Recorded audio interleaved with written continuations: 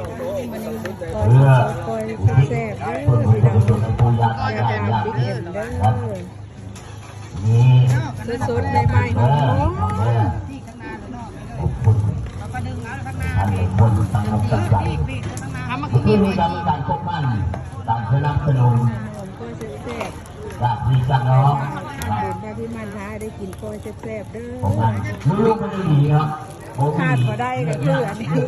กล้อยกับเสียน้ำปลาต้องคู่กันเด้อเวลาสนับสนุน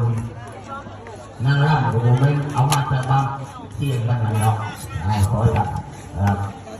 ทำกิจกรรมหัวลำอะไรนั่งเราคือว่าสุขภาพในการอันมันชุ่มเท่าดีน้อยเป็นห้องหรือว่าเป็นการต่อยอดบุญกระถิ่นนะครับฉะนั้นบุญกระถิ่นนั้นโมเมนต์บุญกระถิ่นเรียกมหากระถิ่นตัวอะไรครับโมเมนต์กระถิ่นที่บอกว่าต่างงานที่เปิดกว้างนะครับ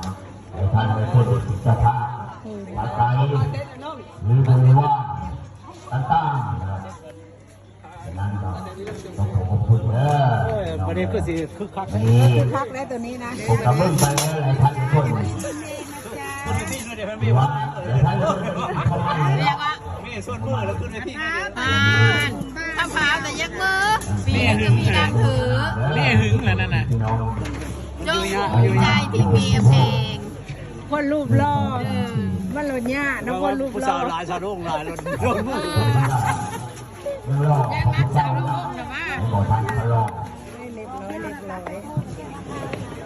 อันนี้ไม่ยางอันนี้กุ้งจอมคักเดียววะเป็นกระแสบแท้กุ้งจอมเยลแลไปกินแล้วสิติดใจยังอยู่บ่ยังกุ้งมาเรียบร้อยพี่น้องนายสาพี่น้องของเราได้ชิมได้ยังดีชิมได้โอ้ยได้บักพริกลิฟเนาะบ่ได้เอาพริกมาพริกลิฟเราอยากจับเงินพ่อนั่นแหละครับพ่อมาดูต่อยอดดูกระถิ่นนะครับบอกหน้าดูกระถิ่นที่แบงค์แบบกระโต้ขึ้นมาให้เอาไปใส่ผ้าเขานี่ลิฟต์ไหนโอ้ยบักลิฟต์ผ้าแดงโลบักใหญ่กระตุบรถ